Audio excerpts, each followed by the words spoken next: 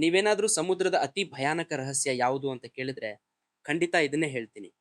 ನೂರಾರು ವರ್ಷಗಳಿಂದ ನಾವಿಕರು ಕಂಡೂ ಕಾಣದಂತೆ ಅಡಗಿ ಕುಳಿತಿದ್ದ ಕತೆಗಳಲ್ಲಷ್ಟೇ ಇತ್ತು ಅಂದ್ಕೊಂಡಿದ್ದ ಒಂದು ರಾಕ್ಷಸ ಇದ್ದಕ್ಕಿದ್ದಂತೆ ನಿಜವಾಗಿದೆ. ಸಮುದ್ರದಲ್ಲಿ ಇದ್ದಕ್ಕಿದ್ದಂತೆ ನೂರಾರು ಅಡಿ ಎತ್ತರದ ಗೋಡೆಯಂತೆ ಬರುವ ದೈತ್ಯ ಅಲೆಗಳು ಹಡಗುಗಳನ್ನೇ ನುಂಗಿ ಹಾಕುವಷ್ಟು ಶಕ್ತಿಶಾಲಿ ಅಂತ ನಾವಿಕರು ಶತಮಾನಗಳಿಂದ ಹೇಳ್ತಿದ್ರು. ಆದ್ರೆ ವಿಜ್ಞಾನಿಗಳು ಇದನ್ನೆಲ್ಲ ಬರೀ ಕಟ್ಟುಕತೆ, ಭಯದ ಭ್ರಮೆ ಅಂತ ತಳ್ಳಿ ಹಾಕ್ತಿದ್ರು.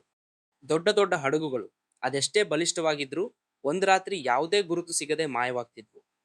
ಕ್ವೀನ್ ಮೇರಿಯಂತಹ ಕ್ವೀನ್ ಮೇರಿ ಬೃಹತ್ ಹಡಗುಗಳು ಸಾಮಾನ್ಯ ಬಿರುಗಾಳಿಗಳನ್ನ ನಿಭಾಯಿಸಲು ವಿನ್ಯಾಸಗೊಂಡಿದ್ರು. ಈ ಖಳತರಂಗಗಳ ಮುಂದೆ ಅವು ಸಹ ಅಸಹಾಯಕವಾಗ್ತಿದ್ವು. ಭಾರತದ ಟೈಟಾನಿಕ್ ಎಂದೇ ಹೆಸರಾದ ಎಸ್ ಎಸ್ ರಾಮದಾಸ್ ದುರಂತದಂತಹ ಘಟನೆಗಳು ಇಂತಹ ಅಲೆಗಳ ಬಗ್ಗೆ ಮತ್ತಷ್ಟು ಅನುಮಾನ ಹುಟ್ಟುಹಾಕಿದ್ದವು. ವಿಜ್ಞಾನಿಗಳು ಸಮುದ್ರದ ಅಲೆಗಳನ್ನ ಗಣಿತದ ಸೂತ್ರಗಳಲ್ಲಿ ಬಂಧಿಸಲು ಪ್ರಯತ್ನಿಸಿದ್ರು. ಅವರ ಲೆಕ್ಕಾಚಾರದ ಪ್ರಕಾರ ಒಂದು ಸಾಮಾನ್ಯ ಬಿರುಗಾಳಿಯ ಅಲೆಗಳ ಎತ್ತರಕ್ಕೆ ಇಂತಿಷ್ಟು ಅಂತ ಮಿತಿ ಇತ್ತು. ಆದರೆ ನಾವಿಕರು ಹೇಳುತ್ತಿದ್ದ ದೈತ್ಯ ಅಲೆಗಳು ಈ ಎಲ್ಲಾ ಲೆಕ್ಕಾಚಾರಗಳನ್ನ ಮೀರಿ ನಿಂತಿದ್ವು.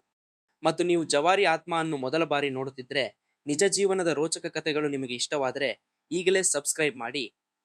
ಪ್ರತಿದಿನ ಒಂದು ಹೊಸ ವಿಡಿಯೋ. ಆದ್ರೆ 1995ರಲ್ಲಿ ಎಲ್ಲವೂ ಬದಲಾಯಿತು.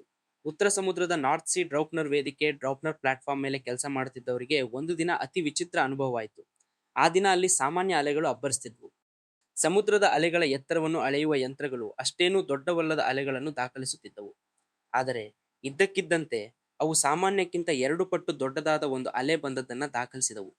ಆ ಅಲೆಯ ಎತ್ತರ ಎಷ್ಟಿತ್ತು ಗೊತ್ತಾ? 25.6 ಮೀಟರ್, ಅಂದ್ರೆ ಬರೋಬ್ಬರಿ 84 ಅಡಿ. ಇದು 8 ಅಂತಸ್ತಿನ ಕಟ್ಟಡದಷ್ಟು ಎತ್ತರ. ವಿಜ್ಞಾನದ ಇತಿಹಾಸದಲ್ಲಿ ಇದೇ ಮೊದಲ ಬಾರಿಗೆ ಖಳತರಂಗವೊಂದನ್ನು ಅಧಿಕೃತವಾಗಿ ಅಳೆಯಲಾಗಿತ್ತು. ಕನಸೆಂದುಕೊಂಡಿದ್ದ ಕಡಲ ರಾಕ್ಷಸ ಡ್ರೌಪ್ನರ್ ತರಂಗದ ರೂಪದಲ್ಲಿ ನಿಜವಾಗಿತ್ತು. ಈ ಒಂದೇ ಒಂದು ಘಟನೆ ಸಮುದ್ರ ವಿಜ್ಞಾನದ ದಿಕ್ಕನ್ನೇ ಬದಲಾಯಿಸಿತು. ಖಳತರಂಗಗಳು ಕೇವಲ ನಾವಿಕರ ಕಟ್ಟುಕತೆಗಳಲ್ಲ, ಅವು ನಿಜವಾಗಿಯೂ ಇವೆ ಮತ್ತು ನಾವಂದುಕೊಂಡಿದ್ದಕ್ಕಿಂತ ಹೆಚ್ಚು ಅಪಾಯಕಾರಿ ಅನ್ನೋದು ಸಾಬೀತಾಯಿತು. ಹಡಗುಗಳ ವಿನ್ಯಾಸದಿಂದ ಹಿಡಿದು ಸಮುದ್ರದಲ್ಲಿನ ಸುರಕ್ಷತಾ ಕ್ರಮಗಳವರೆಗೆ ಎಲ್ಲವೂ ಬದಲಾಯಿತು. ನಮ್ಮ ಭೂಮಿಯ 1/3 ನೀರಿದೆ. ಅದೆಷ್ಟು ರಹಸ್ಯಗಳು ಇನ್ನೂ ಕಡಲ ಆಳದಲ್ಲಿ ಅಡಗಿ ಕುಳಿತಿವೆಯೋ? ಈ ಕತೆ ಕೇಳಿದ ಮೇಲೆ ಸಮುದ್ರದ ಬಗ್ಗೆ ನಿಮ್ಮ ಅಭಿಪ್ರಾಯ ಬದಲಾಯ್ತಾ? ನಿಮ್ಮ ಗೆಳೆಯರ ಜೊತೆ ಈ ಕತೆ ಶೇರ್ ಮಾಡಿ. ಇಂತಹ ಇನ್ನಷ್ಟು ಅಚ್ಚರಿಯ ಕಥೆಗಳಿಗೆ ಜವಾರಿ ಆತ್ಮ ಚಾನೆಲ್ ಅನ್ನು ಸಬ್ಸ್ಕ್ರೈಬ್ ಮಾಡೋದನ್ನ ಮರಿಬೇಡಿ.